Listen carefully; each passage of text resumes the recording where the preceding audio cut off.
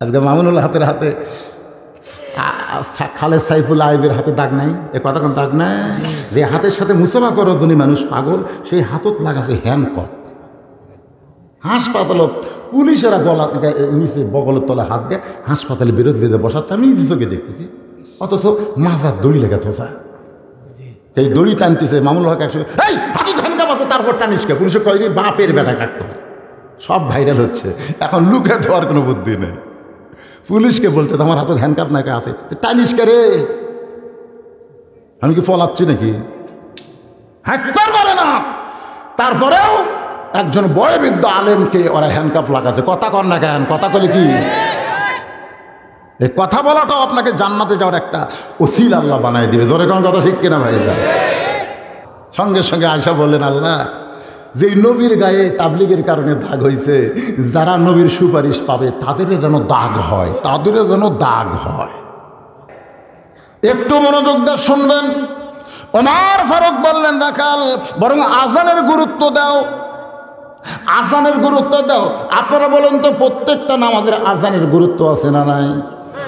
ফজরের আজান দিলে আধ ঘন্টা পরে জামাত হবে, জোহরের আজান দিলে 15 মিনিট পরে জামাত হবে, আসরের আজান দিলে 15 মিনিট পরে জামাত হবে, এশার আজান দিলে 15 মিনিট পরে জামাত হবে। কিন্তু মাগরিবের আজান দিয়ে যদি কেউ মনে করে ওই 4 ওয়াক্ত 15 মিনিট আধ ঘন্টা দেরি করছি, মাগরিবের আজান দিয়েছে আমি 15 মিনিট পরে যাব, যাইয়া দেখে বা মসজিদ আছে কিন্তু জামাত কে রে? আসরের 15 মিনিট পরে আসলাম জামাত, এশার 15 মিনিট পরে এসে জামাত পেলেন, তারপরে ফজরের আধ ঘন্টা পরে এসে জামাত পেলেন, আর মাগরিবের 15 মিনিট পরে এসে দেখি মসজিদ আছে জামাত নাই। কি হলো ভাই, নামাজ হবি না? কই গেছে পড়ে। আমিও চিন্তা করে দেখলাম, কে রে 4 ওয়াক্তে আজানের এত দেরি করে নামাজ পড়া যায়, আর মাগরিবের দেরি হয় না কেন? আমি গবেষণা করলাম, গবেষণার রেজাল্ট পেয়ে গেছি। বলবো এত তাড়াতাড়ি? মজার, খুব মজার রেজাল্ট ভাই। আপনার যে বিরক্ত হচ্ছে? কয়টা বাজলো রে? না না, খুব বেশি বাজেনি। 9:30 উঠছি, এখন বাজতেছে 11:08 না 12টা পর্যন্ত আসলে কি সমস্যা আছে? না 12টার পরে, তাই বলে যাচ্ছি না, তারিখের মধ্যে থাকবো ইনশাআল্লাহ। আপনারা তো বসে আছেন, ওই দেখেন কতগুলো ছেলেরা ওই যে দাঁড়িয়ে আছে, খালি দাঁড়িয়ে আছে। আল্লাহর বান্দার একটু মনোযোগ দিয়ে কথাগুলো শুনবেন। ওমর ফারুক বলে, আজানের গুরুত্ব দাও। এতদিন রাখাল নামাজ পড়তো বারান্দায়, আজকে নামাজ পড়বে সামনে কাতারে। আপনারা বলেন তো, এতদিন রাখাল নামাজ পড়তো কোথায়? আজকে নামাজ পড়বে সামনে কাতারে। আমি আপনাদের কাছে জানতে চাই, সামনে কাতারে নামাজ পড়া আর বারান্দায় নামাজ পড়াকে সমান? বারান্দায় কারা নামাজ পড়ে? বারান্দায় যারা নামাজ পড়ে এরা খালি আকামতের গুরুত্ব দেয়। আকামত, আকামত কখন হবি রে? আজান কখন হচ্ছে ওই চিন্তা ওই শালা করে নেই, ওরা খালি ঘড়ি দেখে আকামত আকামত। তখন দেখতেছে যে আর মাত্র 2 মিনিট আছে, তাহলে জামা শুরু হবে। ওই তাড়াতাড়ি দোকানের তালা দিয়ে দৌড়ে আসে আল্লাহু আকবার। ওর যে মোবাইল বন্ধ করা লাগবে, ওর রিংটোন চালু আছে, এগুলো বন্ধ করা লাগবে না? ওই বন্ধ করার টাইম পাইনি, আসে আল্লাহু আকবার, বারান্দা থাক। তো 2 রাকাত নামাজ হওয়ার পরে রিংটোন বাজে উঠছে, সামনে কাতারে এক মুসল্লি খালি সালারে। তো আমি নামাজ শেষ করে বললাম, ভাই এই সালারে দেখলে হুজুর আমি কইনি বাইর হয়ে গেছে। খালি হাত বান্দা না থাকলে, তাহলে হাতটা আমার এরকম বান্দা না থাকলে ওর চাপা আমি ফাটাতাম। মানে যার মোবাইলের রিংটোন বাজছে বন্ধ করতেছে না, ওর এত রাগ হচ্ছে যে ওর চাপা ফাটাবে। আমি তখন দাঁড়াই বললাম, ভাইজান বারান্দায় মোবাইল কার বাজছে, একটু ভিতরে আসে। ভিতরে যে আসলে আমি বললাম, ভাই এর নামাজ শুরু করা 2 রাকাতের পরে আর মোবাইলে রিংটোন বাজছে, আপনারা যারা নামাজ পড়ছেন আপনাদের খবর কি? প্রত্যেকটা মুসল্লি বলতে যে হুজুর এত রাগ হচ্ছে মনে হয়, কিন্তু এই হাত বান্ধা থাকার কারণে আমরা কিছু করতে পারিনি। আমি বললাম, ভাই নামাজ হচ্ছে খুশু খুদুর সাথে, জোরে কর কথা ঠিক কিনা? নামাজের মধ্যে একটু রাগ টাগ হয়ে গেলে নামাজ তো নষ্ট হয়ে গেল ভাই। এখন এর কি করা দরকার? যার মোবাইলে রিংটোন বাজলে কি করা দরকার? সবাই একটা করে চট দেন আজকের দিন, তখন যে খাড়া হয় কান সারাতে একটা করে চট দিবি আর বাড়াবি। এই শয়তান কত্তাবাজি সালা যখন আকামত দেয় তার আগে আসতে পারিস না। আজকে একটু মনোযোগ দিয়ে কথাগুলো খেয়াল করবেন। বারান্দায় নামাজ পড়া, সামনে কাতারে নামাজ পড়া, রাসূল বলেছেন যদি বলতাম সামনে কাতারের ফজিলত, তাহলে সামনে কাতারে মুসল্লি আসার জন্য তারা মারামারি করত। এতদিন রাখাল নামাজ পড়তে বারান্দায়, কিন্তু আজকে সামনে কাতারে যাবে। সামনে কাতারে যাইতে গেলে মসজিদের মধ্যে ঢুকতে হবে, আর মসজিদের মধ্যে ঢোকার নিয়ম আছে। আপনি ইচ্ছা মতো ঢুকতে পারবেন না, আপনাকে ডান পায়ে ঢোকা লাগবে। জোরে কান কোন পায়ে? শুধু ডান পায়ে ঢুকলে হবে না, জবান খুলে একটা দোয়া পড়া লাগবে, আল্লাহুম্মা ইফতাহ লি আবওয়াব রাহমাতিক। এই দোয়াটা পড়ে যখন মসজিদের মধ্যে ঢুকবেন, তখন আল্লাহর কোরআন আপনাকে বলবে ফালিয়াবুদু রাব্ব হাযাল বাইত আল্লাযী আত'আমাহুম মিন জু'ইন ওয়া আমানাহুম মিন খাউফ। দুইটা পুরস্কার তোমাকে সঙ্গে সঙ্গে দেওয়া হবে। একটা হলো তোমার রেজেকের কোনো পেরেশানি থাকবে না, আর 2 নম্বর হলো করোনা ফরোনা যতগুলা ভয় আছে সমস্ত ভয় থেকে আল্লাহ তোমাকে পুরাপুরি নিরাপত্তা দিয়ে দিবে। রাখাল ভিতরে ঢুকে সামনে কাতারে যাওয়ার জন্য খালি পাও বাড়াচ্ছে। প্রত্যেকটা সাহাবী নড়ে সরে রাখালকে যাওয়ার রাস্তা করে দিচ্ছে। রাখাল মনে মনে কয় কে রে, বাইরে থেকে মনে করছিলাম দামি দামি সাহাবী, কিন্তু আজকে ভিতরে ঢুকে দেখতেছি এরাও যা হামুতে। আসলে বাইরে থাকা আর ভিতরে ঢোকা কম বেশি নেই ভাই। বাইরে থাকা 14 দল 20 দল। এখন আওয়ামী লীগের নেতা নামাজ পড়ে, বিএনপির নেতাও নামাজ পড়ে, জামাত ইসলাম তবলিগ পীর মুরিদি তো পড়ি। তো এখন মসজিদের মধ্যে ঢুকে দেখেন 3 জন, ডান পাশে আওয়ামী লীগ, বাম পাশে বিএনপি, আর মাঝখানে জামাত। 3 জন মিলে কাতার সোজা করা লাগবে। জোরে কোন কি করা লাগবে? কাতার সোজা করা লাগবে। তো জামাত ইসলাম চিন্তা করতেছে ডান পাশে যে ডান আছে এই হচ্ছে স্বাধীনতার স্থপতি, আর বাম পাশে যে ডান আছে এই হলো স্বাধীনতার ঘোষক, আর আমি হচ্ছি যুদ্ধ অপরাধী। এই 3 জন মিলে এখন কাতার কি করা সোজা করে। তো ভয়ে জামাত ইসলাম 4 আঙ্গুল পিছনে আছে। তখন আওয়ামী লীগ পিঠে হাত দিয়ে বলতে কে রে, তুই কাতারের লাইন বুঝিস না? বুঝি তো, তুই পিছনে থাকিস কে? আমি যে জামা কি কইলি? আমি আওয়ামী লীগ, তুই জামা, তুই বিএনপি। ওটা বাহিরে চলবে, ভিতরে কোনো দল চলবে না। সব মুসলমান এক কাতার হতে হবে। জোরে গান কথা ঠিক কিনা?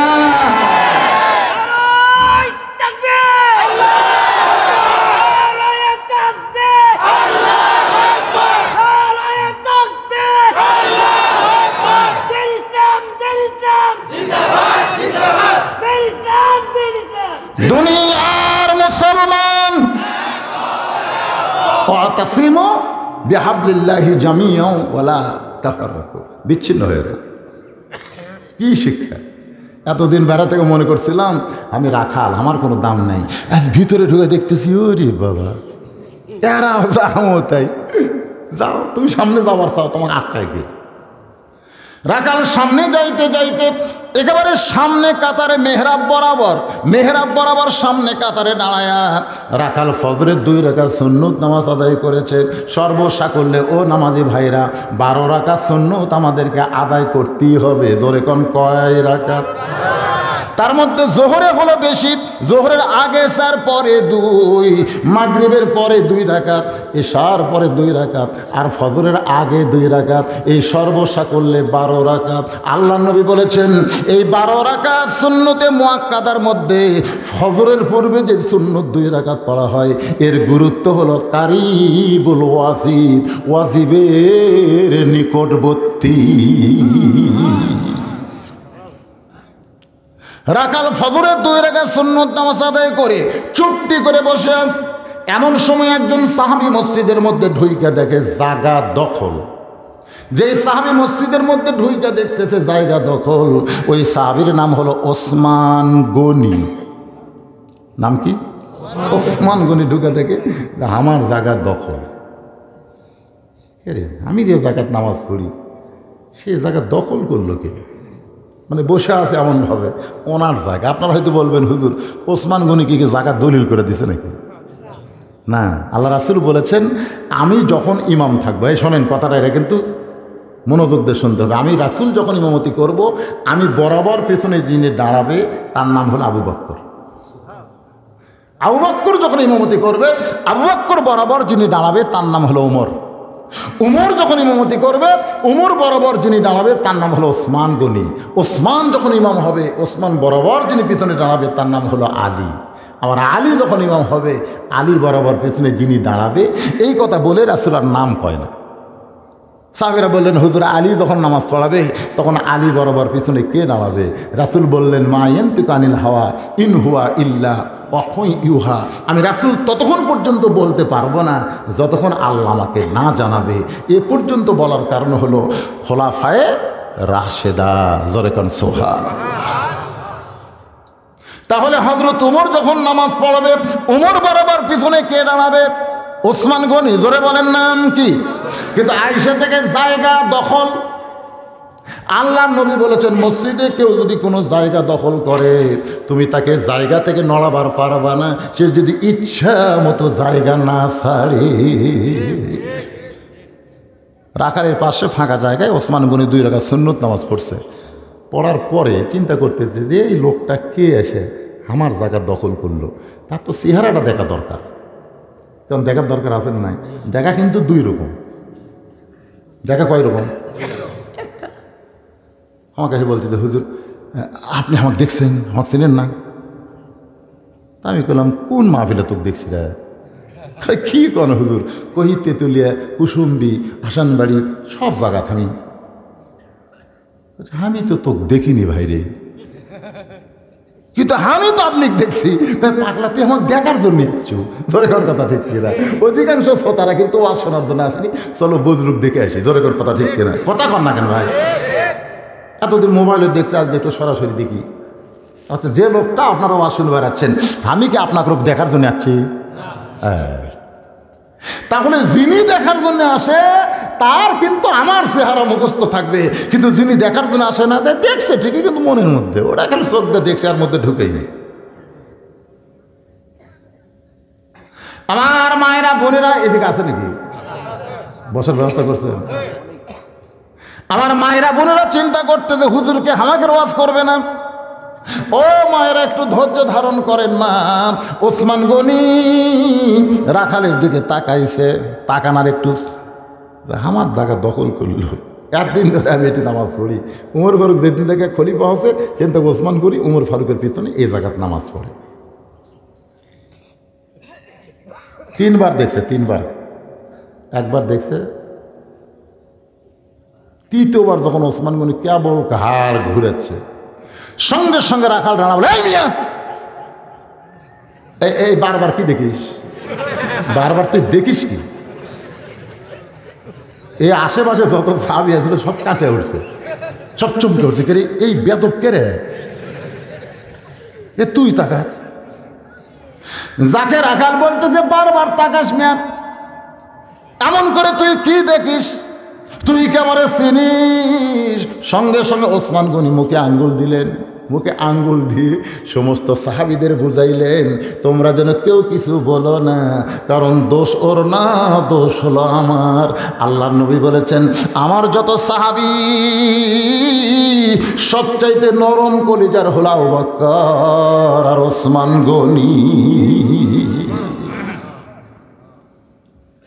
ওসমান গনি চোখের পানি নিয়ে বলতেছে, ভাইজান কোনোদিন আপনাকে সামনে কাতারে দেখে নাই, আজকে প্রথম দেখতেছি, এই জন্য একটু মহব্বত করে বারবার তাকাইতেছি, এইটাই কি আমার অপরাধ? সঙ্গে সঙ্গে বলতেছে, আমি রাখাল।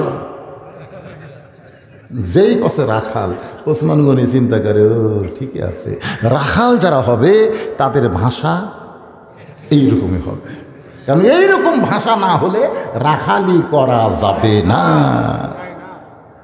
এই জন্যই রাসূলের হাদিস, প্রত্যেকটা অভিভাবককে আল্লাহ রাখালের দায়িত্ব দিয়ে দুনিয়াতে প্রেরণ করেছেন।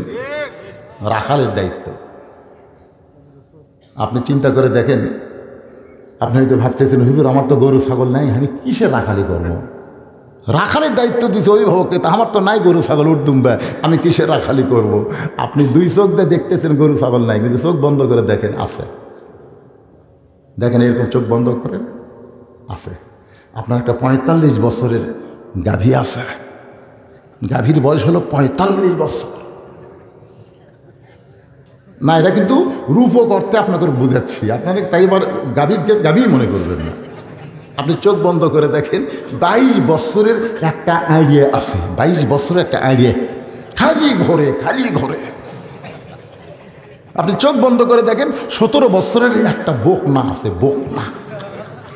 এই গাভী মানে আপনার বউ, আইডিয়া মানে আপনার বেটা, বকনা মানে আপনার মেয়ে। এই 3 জনের রাখালের দায়িত্ব আল্লাহ আপনাকে দিয়েছে। এটা বোঝানোর জন্য বলতেছে। বাবা স্কুলে এসে হেড স্যার বলতেছে 1 হালি কলা যদি 1 টাকা হয় 10 হালির দাম কত? ছাত্ররা কয় 10 টাকা স্যার, 10 টাকা স্যার। আর একজন কয় কিসের 10 টাকা? আব্বা প্রত্যেক দিন কলা কিনে 10 টাকা 20 টাকা হালি, 1 টাকা হালি কলা নাই তো। স্যার কয় করে পাগলা, আমি বুঝানোর জন্য রে। তা আমি আপনাকে বুঝানোর জন্য বলতেছি, আবার বাড়ির যায় যান কর না যে বুঝেছি তোর গাভী কষে, এ কথা খবরদার কর না, তাহলে সব মায়েরা কিন্তু আমার উপর কেঁপে দেবে।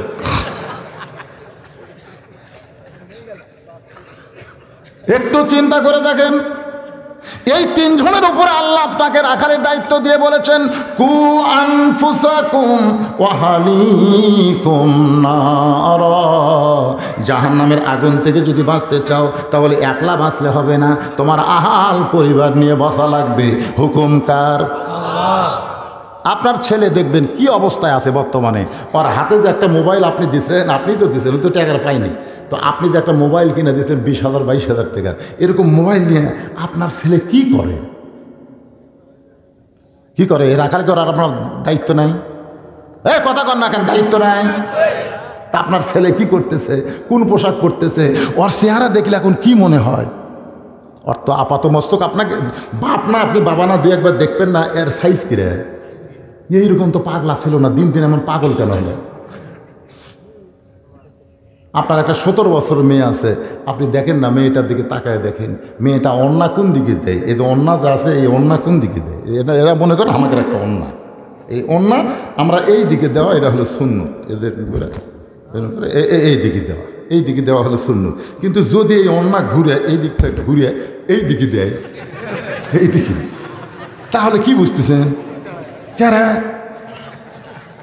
অন্য আছে ঠিকই, গেছে কোন দিকে রে? তাহলে আপনি বাবা হিসাবে আপনার 17 বছর মেয়েকে আপনি কি বুঝাবেন? আপনি বাবা হিসাবে আপনার 22 বছরের ছেলেরে কি বুঝাবেন? আপনি আল্লাহর নবীর দিকে তাকায় দেখেন, মাত্র ও মায়েরা যারা পর্দার অন্তর আছেন একটু মনোযোগ দিয়ে শোনেন, মাত্র 9 বছরের ফাতেমা ঘরের মধ্যে বসে হাতের মধ্যে চুরি দিয়া মুসকি মুসকি হাসতেছে।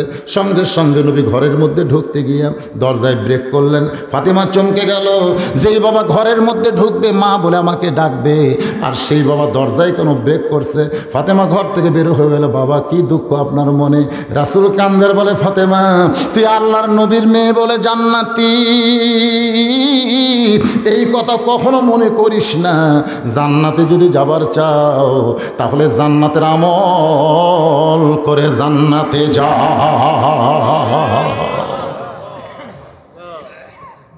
নবী ডাকতে বলে, ফাতেমা বাল তুসিরুনাল হায়াতাদ দুনিয়া ওয়াল আখিরাতু খায়রুন ওয়া আবকা। ও ফাতেমা, দুনিয়ার সৌন্দর্য নয় মা, আখিরাত আল্লাহ তোমাকে সুন্দর বানায়া দিবে। ফাতেমার বুদ্ধি আছে, বুঝবার পারছে।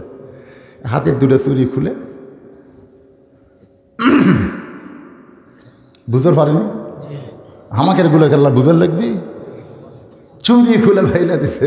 নবী দৌড়ে গিয়া চুরি 2টা কুড়িয়ে জামার পকেটের মধ্যে ঢুকেছে। ফাতেমা বলতেছে, বাবা যে চুরি হাতের দেওয়ার কারণে আপনি ঘরের মধ্যে ঢুকলেন না, বারান্দায় থাকলেন, চোখের পানি নিয়ে কানলেন, আর সেই চুরি ফেলে দিলেন, আপনি কুড়া পকেটে ঢুকালেন কেন? আল্লাহ রাসূল বুঝবার পারছে মেয়েটা আমার সাথ ছিল, কিন্তু আমি এই কথা বলাতে রাগ করছে। বাবা কিন্তু বোঝা লাগবে। নবী কাছে ডেকে ফাতেমার মাথার উপরে আপনি চুমু দিতে পারবেন, আপনার 9 বছরের মেয়েকে চুমু দিতে পারবেন। এই হাতে চুমা দিবেন, মাথার উপরে চুমু দিবেন, কপালে চুমা দিবেন, এর নিচে আর নামা চলবি না। হ্যাঁ, এই পর্যন্ত দিতে পারবেন। যদি মেয়ে 3 বছর হয়, 2 বছর হয়, তখন আপনি সব জায়গায় চুমা দিতে পারবেন। আগা পাশা মাথা সব জায়গা। কথা বুঝতেছেন না? বোঝা লাগবে তো। হ্যাঁ, ছোট মেয়ে আপনি লিয়া কলত লিয়া চুমু খান, মুখের মধ্যে চুমা খান, সব জায়গায় চুমু খেতে পারবেন। কিন্তু যখনই ক্রস করবে তখন আবার আপনি সব জায়গায় চলবে না। ছোট মেয়ে আপনি সবসময় বুকে দিয়ে থাকতে পারবেন না। ওই মেয়ে যখন বড় হবে, ঘরের মধ্যে থাকলে মেয়ের অনুমতি ছাড়া বাবা ঘরের মধ্যে ঢুকতে পারবি না। ধরে কথা ঠিক কিনা? হ্যাঁ, এটা হচ্ছে ইসলামের নিয়ম। আল্লাহ নবী ফাতেমার কপালে চুমাতে বললেন, ফাতেমা, এই চুরি যত্ন করে রাখার কারণ হলো এই চুরি তোমার হাতে পরায় দিব, নাকে তোমার নাক ফুল পরায় দিব, কানে তোমার কানের দুল পরায় দিব, তোমার গলায় মালা পরায় দিব। ফাতেমা হাসতে হাসতে বলে, বাবা কবে কবে কবে? আল্লাহর নবী বললেন, যেদিন তোমার বিবাহ হবে। ও ফাতেমা, মেয়েরা সাজতে ইসলাম কোনো নিষেধ করে নাই, তবে মেয়েরা কেবলমাত্র এক ব্যক্তির জন্য সাজতে হবে। সেই ব্যক্তি হলো তার স্বামী। স্বামী ছাড়া অন্য কোনো পুরুষের জন্যে মেয়েরা সাজতে পারবে না। এখন তোমার 9 বছর ফাতেমা, এখন তোমার হাতে চুরি দেওয়া লাগবে না। যেদিন তোমার বিবাহ হবে সেদিন চুরি পরো, মালা পরো, তোমার স্বামীর জন্যে তুমি পরবে। সুবহানাল্লাহ, জোরে কর না কেন? তাহলে আমার মেয়ের তো বিয়ে হয়নি, এত সাজে কেন? রাখালি করার দরকার নাই।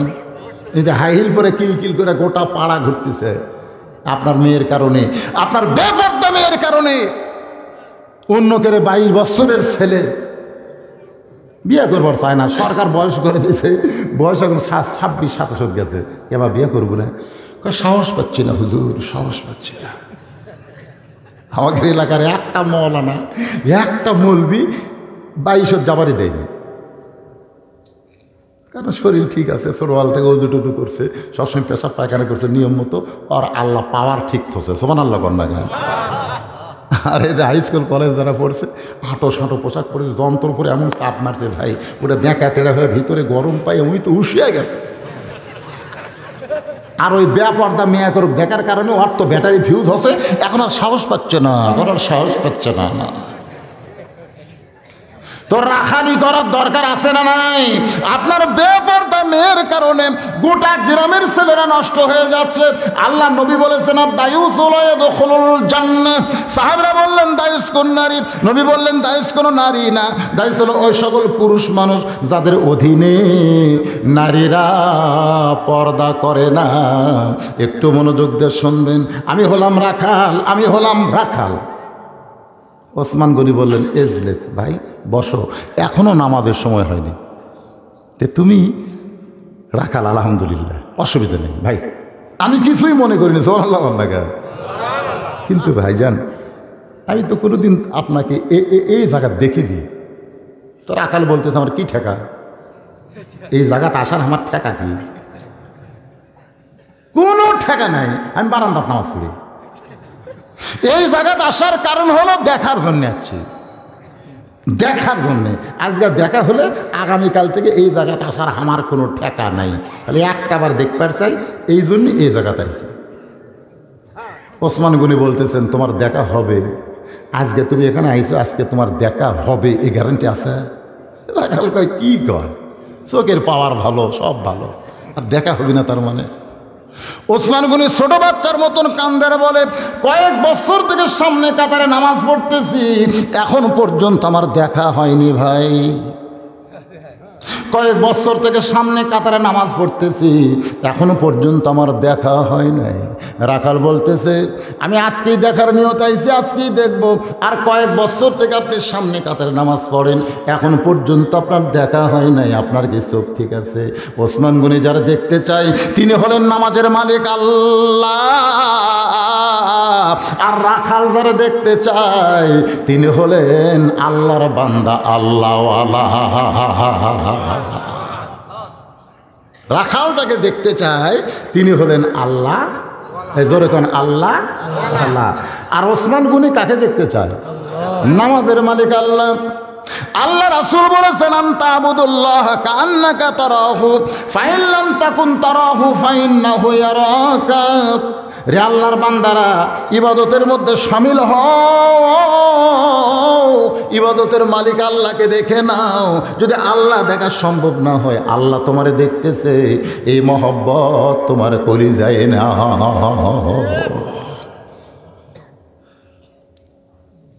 রাখাল বলতেছে, তাহলে একটা কাম করো, ওসমান গনিকে তুমি আমার হাত ধরো।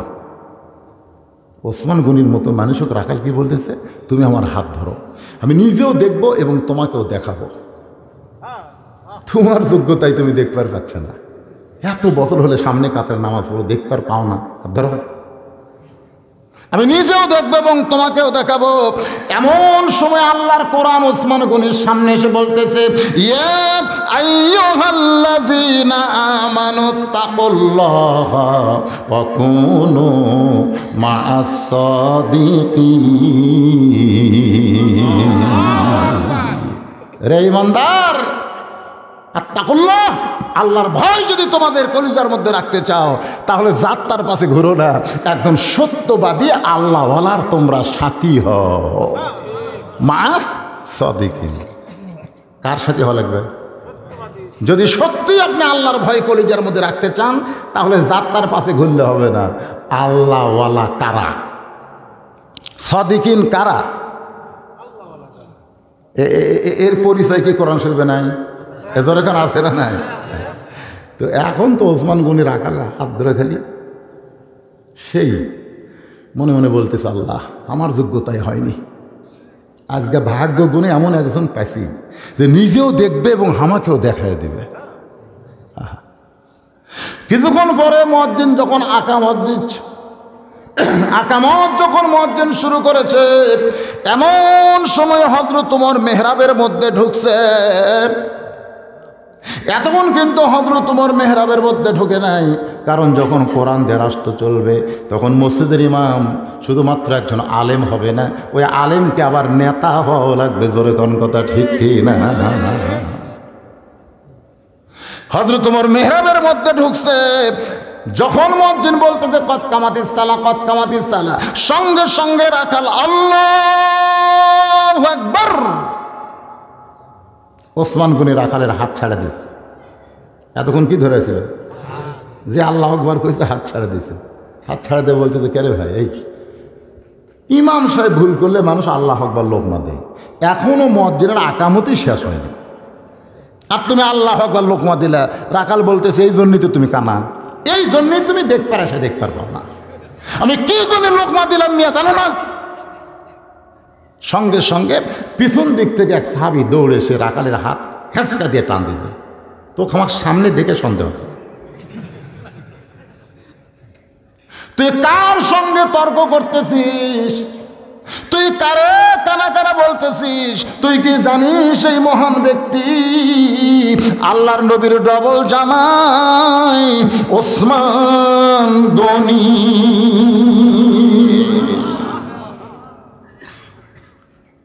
সঙ্গে সঙ্গে রাখাল, এই জন্যই আমি ভিতরে ঢুকতে চাইনি, আমি বারান্দায় নামাজ পড়ি, ভিতরে নবীর দামি দামি সাহাবী, সেই সাহাবীর মধ্যে আমি রাখাল কেমনে ঢুকবো? কিন্তু ওই পথিক আমার সর্বনাশ করছে। ওমর ফারুকের দিকে আঙ্গুল দেখায় বলতেছে, ওই পথিক আমার সর্বনাশ করেছে। ওই পথিক আমারে কইছে, যদি হযরত ওমরকে দেখতে চাও, তাহলে সামনে কাতারে দাঁড়াইলে মেহরাবের মধ্যে তাকে দেখতে পাবা, তিনি হলেন হযরত ওমর। শুধুমাত্র হযরত ওমরকে জীবনে একটা বার দেখার জন্য আমার কলিজার মধ্যে বড় বাসনা। হযরত ওমরকে দেখতে এসে সামনে কাতারে মেহরাবের মধ্যে পথিককে যদি দেখতে পাই, তাহলে তোমরাই বলো আল্লাহু আকবার লোকমা দেওয়া ছাড়া তো আমার উপায় নাই।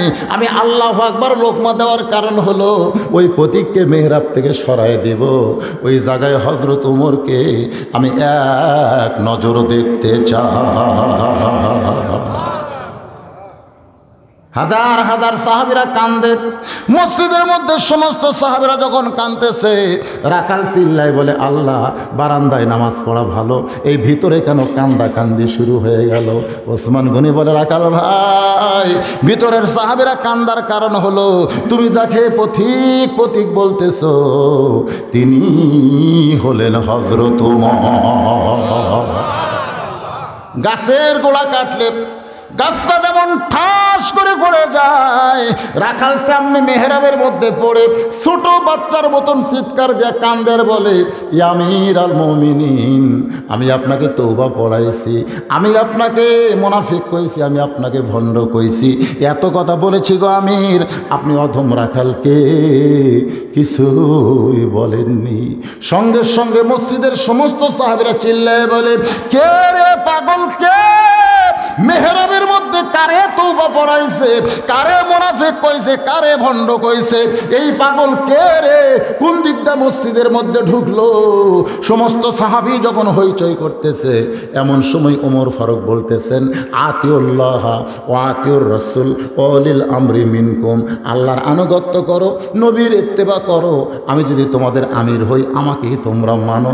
সমস্ত সাহাবী বলে, হাজারবার মানি, লক্ষবার মানি। তাহলে আকামত যখন হয়ে গেছে এখন হইচই করো না, আমারে তওবা পড়াইছে, আমারে মুনাফিক কইছে, আমারে ভণ্ড কইছে, বাকি 2 রাকাত ফরজ ফজরের নামাজ আদায় করে আমি এর বিচার তোমাদের সামনে আল্লাহর কোরআন দিয়া করে দিব। লিল্লাহি তাকবীর। সাহাবীরা বলতেছে, আসলে 2 রাকাত ফরজ নামাজের পরে একটু দেরি হচ্ছে মনে হয়, মানে এমন আকর্ষণ করে কাক তওবা পড়াছে, কাক মুনাফিক কছে, কাক ভণ্ড কছে, এখনই বিচার দেখবে। কিন্তু নামাজকে বলো কাজ আছে না, কাজকে বলো নামাজ আছে? কাজকে বলো তোমার নামাজ আছে। আকামত যখন হয়ে গেছে তখন বিচার আগে না নামাজ আগে? যখন কি আগে? ওমর ফারুক বললেন, ফজরের ফরজ 2 রাকাত নামাজ, এখন এই নামাজের পরে আল্লাহর কোরআন দিয়ে যে বিচার দেখবেন, একটা বাস্তব বাংলাদেশ সহ গোটা বিশ্বের মুসলমানের জন্যে আত্তাকুল্লাহ হাক্কা তুকাতিহি ওয়ালা তামুতুন্না ইল্লা ওয়া আনতুম মুসলিমুন একটা কমপ্লিট ওয়াজ হয়ে যাবে।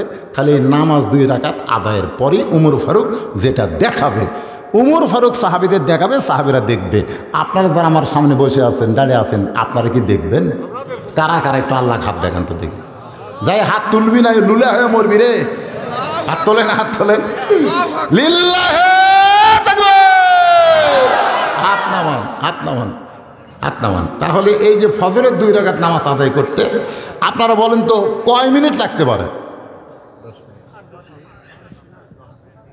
না না, উমর ফারুক সাহাবী করে নিয়ে পড়বে, এলা হামাকের ফুসকা নামাজ। তবে কোনো লোক যদি দাঁড়িয়ে থাকে তাহলে এই সওয়াবের কথা কিন্তু নাই, বসার কথা। এই জন্য যিনারা বসে আছেন আর যারা দাঁড়িয়ে আছেন, এই ছেলেবেলায় বসো, সবাই বসো। সকলকেই অন্তরের অন্তঃস্থল থেকে আমি শুভেচ্ছা জ্ঞাপন করছি।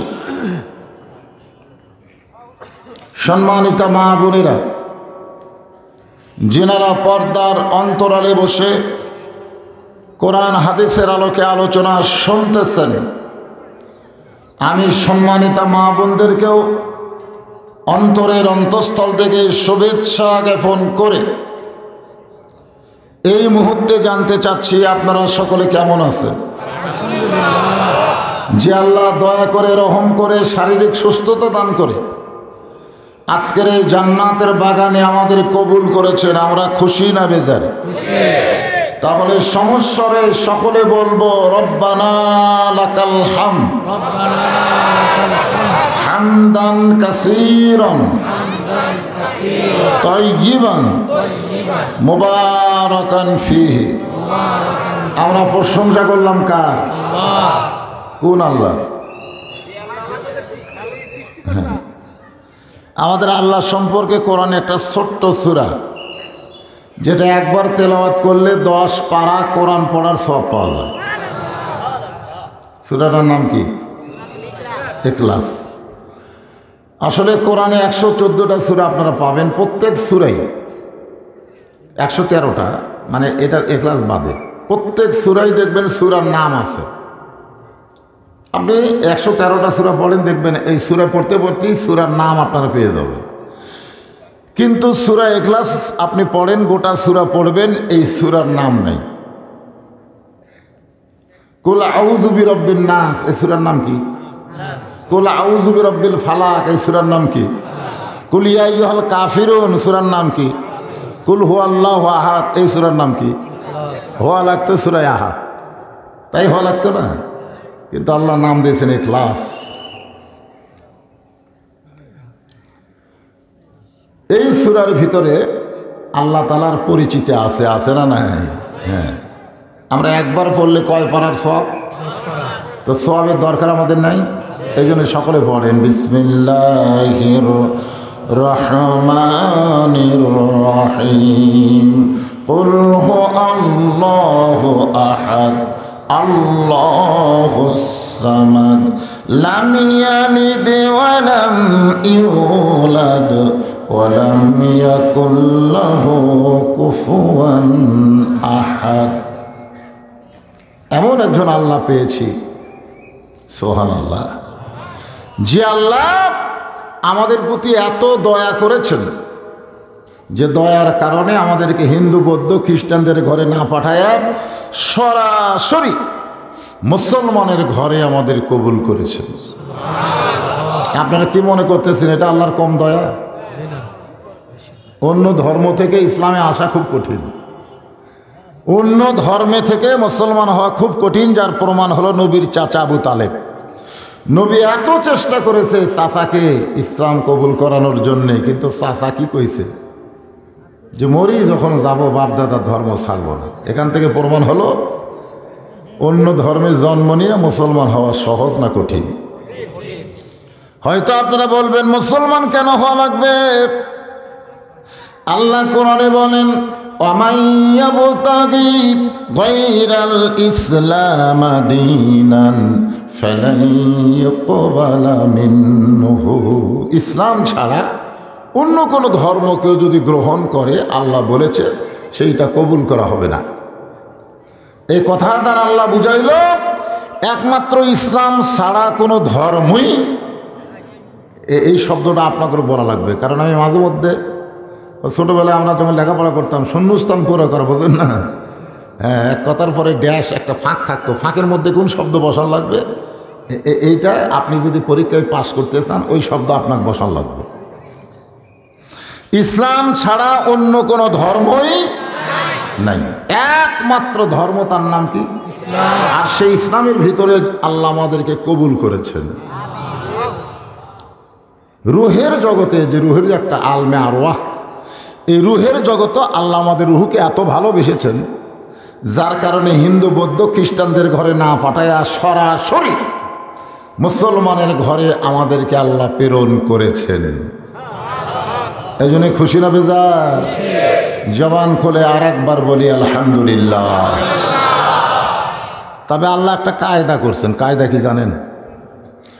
আল্লাহ বলেছেন লা তামুতুন্না ইল্লা ওয়া আনতুম মুসলিমুন, মানে মুসলমানের ঘরে জন্ম নিলেই হবে না, মুসলমান হয়ে আবার মরা লাগবে। এইটাই হলো আল্লাহর কায়দা। কায়দা বোঝেন না? একটা হলো বেকায়দা, একটা হলো কায়দা। আমরা যারা এখানে উপস্থিত হয়েছি সবাই মুসলমানের ঘরে জন্ম নিয়েছি, এই ব্যাপারে কোনো সন্দেহ নেই। সন্দেহ আছে? কিন্তু আমরা মুসলমান হয়ে মরতে পারবো? আমার এক ভাই সামনে থেকে বলে কঠিন। আসলেই তো যারা মরতেছে আমাদের মধ্যে, যারা মারা যাচ্ছে, এরা কি হয়ে মারা যাচ্ছে আমরা কি বলতে পারতেছি? পারতেছি না। তবে কিছুক্ষণ আগে একটা কারগুজারি শুনলাম, একজন ভাই বলল যে এই যে করিমপুর নাকি এখানে একটা ছেলে মাগরিবের নামাজের উজু করে মসজিদের মধ্যে এসে নামাজিদের কোলের ভরে মৃত্যুবরণ করছে। এটা প্রমাণিত যে সে ইমানের সাথে মুসলমান হয়ে মারা গেছে। ধরে খান কথা ঠিক কি না? এইরকম কিছু মৃত্যু, কিছু সিমটম ইমাম গাজ্জালি রহমতুল্লাহ আলাইহি বলেন যে লোকটা দুনিয়াতে জীবিত অবস্থায় চেহারা খুব একটা সুন্দর ছিল না, কিন্তু মরার পরে ওর চেহারা খুব সুন্দর। লোকটা বলবে, লোকটা সবাই বলতেছে লাশ দেখে, লোকটা দেখতে তো এত সুন্দর ছিল না, মরার পরে এত সুন্দর হলো কেন? তো ইমাম গাজ্জালি বলেছেন তুমি বুঝবা সে ইমানের সাথে মৃত্যুবরণ করছে। আর যে লোকটা দুনিয়াতে খুবই সুন্দর ছিল কিন্তু মরার পরে তার চেহারা অসুন্দর, সবাই বলতেছে এত ফর্সা মানুষ কালো হয়ে মরল কেন? এই কথা যখনই শুনবেন বলবেন তখনই বুঝবেন লোকটা মরার সময় ইমান নিয়ে মরতে পারেনি। এটা হলো একটা সিমটম। তো আমরা তো এখনো মরিনি, আমরা কি মরছি? তো আমাদের সামনে মৃত্যু আছে না নাই? এই মৃত্যুটা যেন ইমানের সাথে মুসলমান হিসাবে হয়, সেই বিষয়কে সামনে নিয়ে এই রজব মাসে আপনাদের সামনে আলোচনা হবে ইনশাআল্লাহ। আজকে এখানে কোরআনের মাহফিল, পাশে একটা মেলা লাগছে, পাশে একটা কি লাগছে? মেলা। মেলা আসলে মুসলমান যখন কোরআনের মাহফিল করবে তখন আশেপাশে কোনো শয়তানির আখড়া রাখা যাবে না। এটা হলো মুসলমানের একটা চরিত্র। আল্লাহ কোরআনে বলেন, وَقَالَ الَّذِينَ كَفَرُوا لَا تَسْمَعُوا لِهَذَا الْقُرْآنِ وَالْغَوْا فِيهِ لَعَلَّكُمْ تَغْلِبُونَ।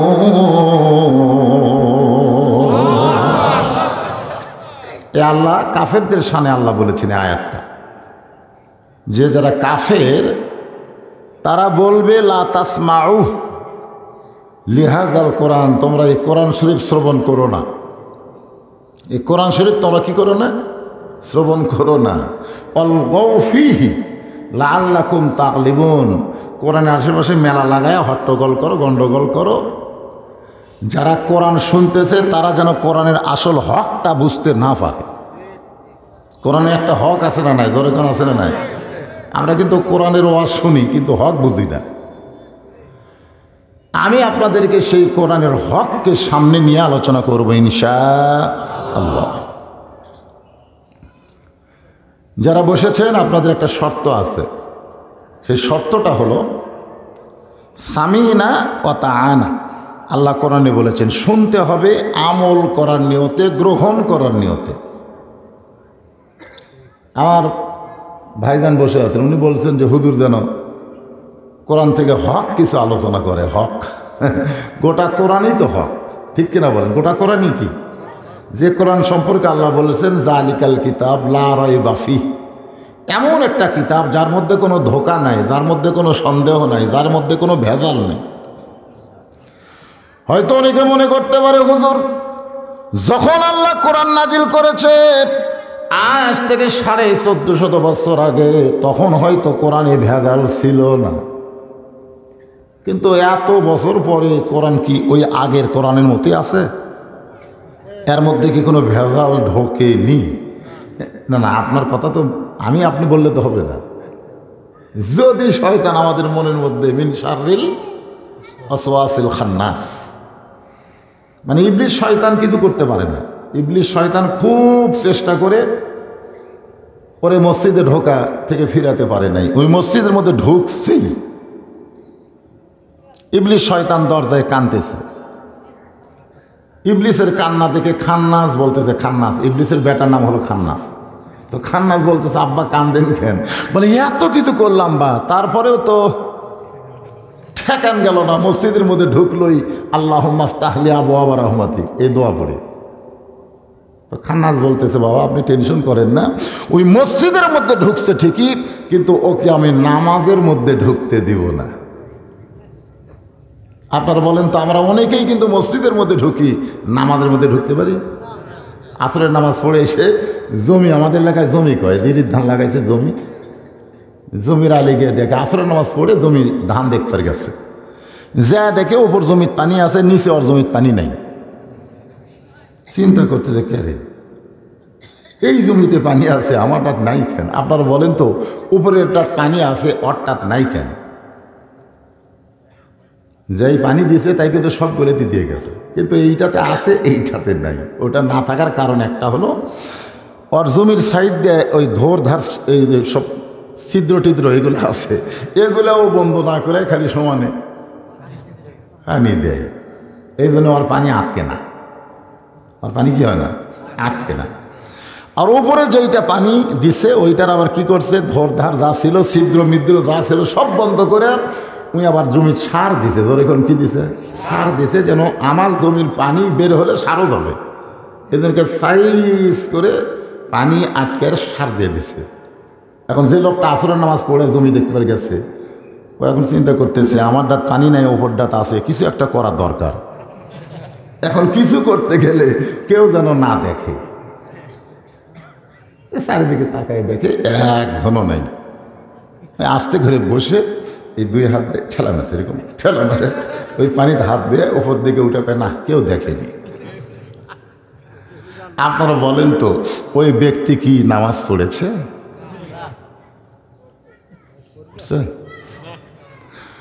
মসজিদের মধ্যে ঢুকেছে কিন্তু নামাজের মধ্যে ঢুকতে পারে নাই।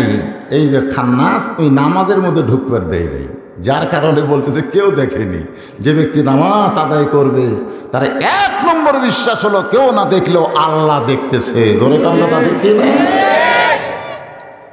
আল্লাহ কয় নামাজের জোরে ফায়সাকা যাবে দূরে, পাক কোরআনে রয়েছে ঘোষণা এখন, আকাম কুকাম নামাজ রোজা একসাথে বান্ধিয়া বোঝা, জাহান্নামে দিয়া সরওয়ানা, আজ কেন আল্লাহর নামাজ ধরতে পারলা না? তা আপনারা অনেকে কিন্তু কোরআনের মাহফিলে ঢুকেছেন, ইবলিশ শয়তান খুব কান্নাকাটি করতেছে বাইরে থেকে, জাহিরে মেলা লাগালাম, জিলাপি টিলাপি কত কিছু হচ্ছে, সেইগুলা বাদ দিয়ে এরা ঢুকলো কেন? এত কিছু শয়তানে আঁকড়া বাহিরে আছে। মেয়ে মানুষরাও 2-1টা ওয়াজ শুনবার আসতেছে বেপর্দা হয়ে, ওদেরকেও তো মিস কল মারারও সুযোগ আছে না নাই? এত চেষ্টা করলাম, শয়তানের এত আঁকড়া বাহিরে রাখলাম, তারপরেও এরা ঢুকলো। এই ঢোকার কারণে, আপনারা এর মধ্যে ঢোকার কারণে শয়তান কিন্তু কাঁদতেছে। কিন্তু মিন শাররিল ওয়াসওয়াসিল খান্নাস, এই খান্নাস বলতেছে বাবা কান্দেন না, কান্দেন না, কারণ এরা ঢুকলে কি হবে? এরা কোরআনের মাহফিলে ঢুকলে কি হবে? কোরআনের ভিতরে এদেরকে ঢুকতে দিব না। আজকে আমরা সে আলোচনা শুনবো যে আলোচনা শোনার কারণে সামিনা আনা শুনতে হবে গ্রহণ করার নিয়তে, যেন কোরআনের হকটা আমাদের জিন্দেগিতে আমরা আমল করতে পারি। সকলে বলে আল্লাহুম্মা আমিন।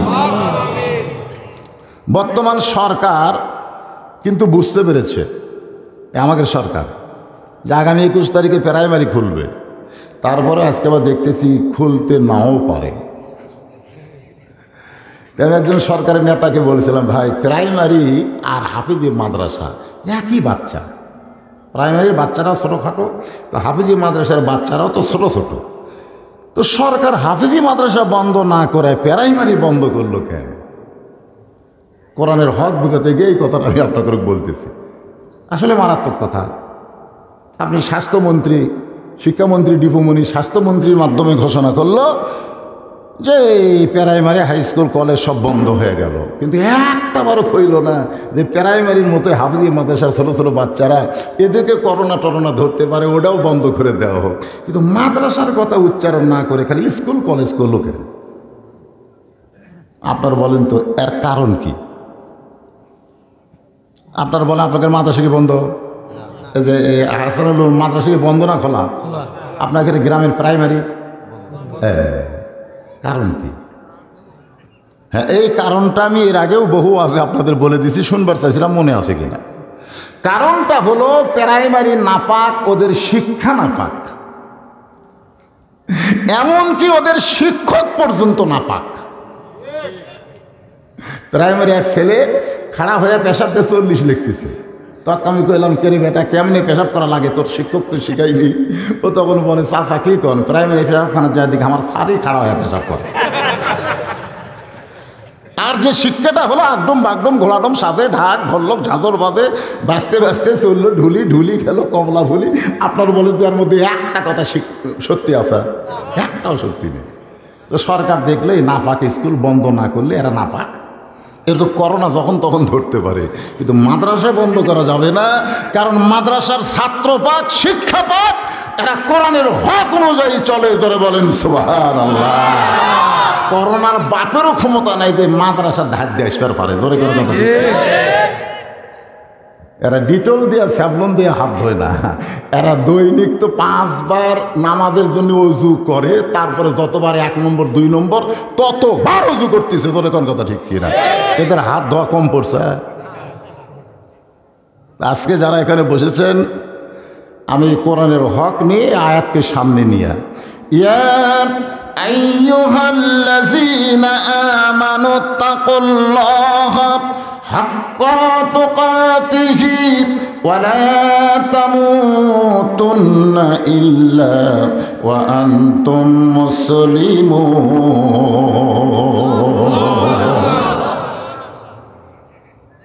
যারা আমরা আল্লাহকে বিশ্বাস করি, আল্লাহকে বিশ্বাস করি না আমরা?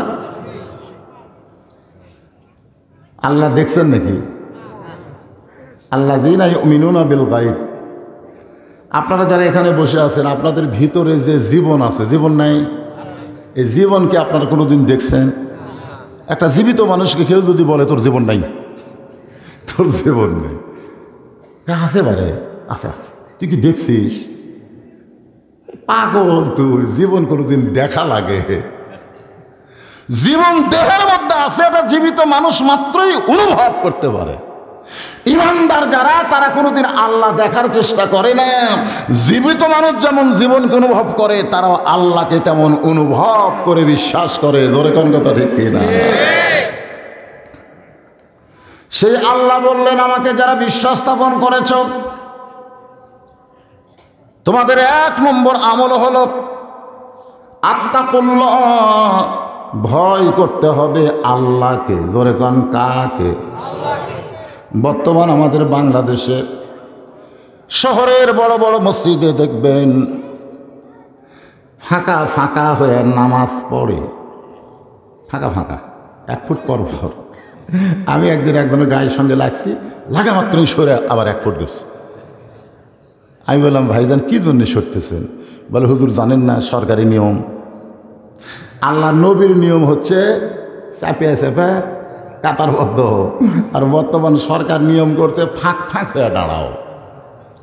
এখন আপনারা বলেন তো, আল্লাহর ভয়ে আপনারা আল্লাহর হুকুম মানবেন না সরকারের হুকুম মানবেন? আল্লাহর হুকুম মানবেন। এখন আল্লাহর হুকুম মানতে গেলে আমাদের ভিতরে আত্তাকুল্লাহ, আল্লাহর ভয়টা তৈরি করতে গেলে দুনিয়ার কোনো সরকারি আইন দেওয়া সম্ভব নয়। এক বক্তা ওয়াজ করতেছে যে প্রতি ওয়াক্ত নামাজ না পড়লে 100 টাকা জরিমানা। এইরকম আইন যদি সরকার করত, মানুষ বাধ্য হয়ে নামাজ ধরত। যেখানে দৈনিক 5 ওয়াক্ত নামাজ যদি বাদ দেই 500 টাকা দেওয়া লাগবে, আমার কামাই কয় টাকা?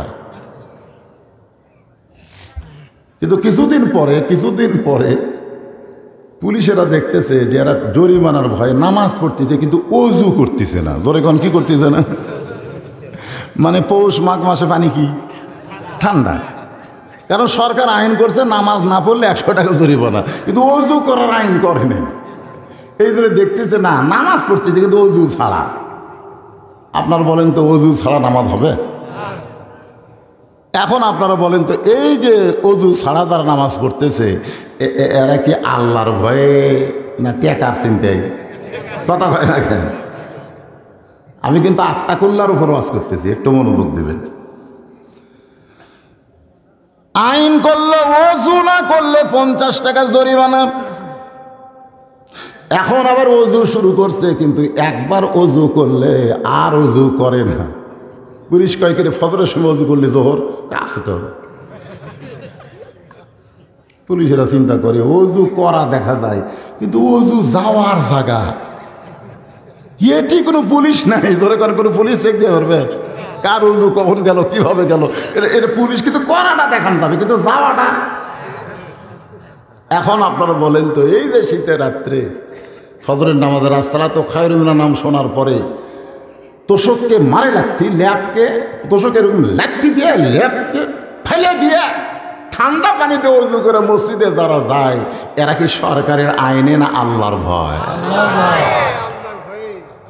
হ্যাঁ, এই কঠিন শীতকে উপেক্ষা করে ঠান্ডা পানি দিয়ে ওযু করে যারা মসজিদে ফজরের নামাজ আদায় করতে যায়, তারা কোনো মানুষের ভয়, সরকারের ভয়, আইনের ভয় না, আত্তাকুল্লাহ, একমাত্র আল্লাহর ভয়। জোরে বলেন কথা ঠিক কিনা? আর কেউ যদি আসসালাতু খায়রুম মিনান নাম শোনার পরে, আগে আসলো 3.5 হাত, কিন্তু আজান শোনার পরে আড়াই হাত বোঝেন না?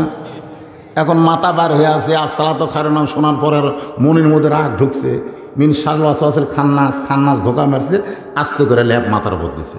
তো ল্যাপ মাথার উপর দিলে পাও যে বার হয়ে থাকবে। এখন পাও টানে বুকের সাথে রাখছে, বেড়া থেকে মনে করবেন চাউলের বস্তা ঢাকা থছে, আগা নাই পাশা নাই।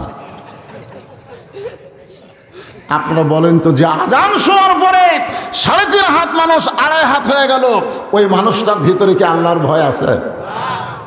এখন আমাদের সকলের ভিতরে আল্লাহর ভয় যদি তৈরি করতে চাই, তাহলে বর্তমান সরকারের আইন দিয়ে হবে না, এটা কেবলমাত্র আল্লাহর কোরআনের আইন লাগবে। ধরে কোন কথা ঠিক কি না? হ্যাঁ, একটা সুন্দর আমল করতে গেলে, আল্লাহর ভয় সবসময় হাক্কা তুকাতিহি কলিজায় রাখতে গেলে সুন্দর একটা পরিবেশ লাগবে ভাইজান। সুন্দর একটা পরিবেশ তৈরি করতে গেলে সুন্দর একটা রাষ্ট্র লাগবে। সুন্দর একটা রাষ্ট্র তৈরি করতে গেলে সুন্দর একটা সংবিধান লাগবে। এখানে 71-এর সংবিধান দেওয়া হবে না, এখানে আল্লাহর কোরআনের সংবিধান লাগবে। ধরে কোন ঠিক কি না? ও যে এক টাকলার নাম শুনিনি? এই টাকলা কিন্তু করেছিল যে 71-এর সংবিধানে ফেরত যাওয়া লাগবে। 71-এর সংবিধানে বিসমিল্লাহ নাই, রাষ্ট্রধর্ম ইসলাম নাই। বাংলার মানুষদেরকে বুঝালো যে 71-72 সংবিধান যেটা ডক্টর কামাল লেখছে, সেই সংবিধান অনুযায়ী চলা লাগবে। যারা প্রকৃত মুসলমান হবে তারা মানুষের তৈরি সংবিধানে চললে তাদের ঈমান থাকবে না, মুসলমান হয়ে তারা মরতে পারবে না। যদি মুসলমান হয়ে আমরা মরতে চাই, একমাত্র আল্লাহর কোরআনের সংবিধান ছাড়া চলার কোনো রাস্তা নাই। যারা করেনি এরা মরার সময় মুসলমান হয়ে মরবার পারবেন না। আপনি লেখালেন নাই কর না কেন? একমাত্র আল্লাহর কোরআন ছাড়া মুসলমান হয়ে মরার কোনো সম্ভাবনা নেই। আজকে প্রাইমারিতে সরকার বছর খালি বেতন বাড়ায়, আর হাফেজি মাদ্রাসাগুলো বন্ধ হয়ে যাচ্ছে। বারে এটা কোন দেশ রে? হ্যাঁ, যেই দেশে কোরআনের ওয়াজ হয় কিন্তু কোরআনের হক মানুষ বুঝতে পারে না।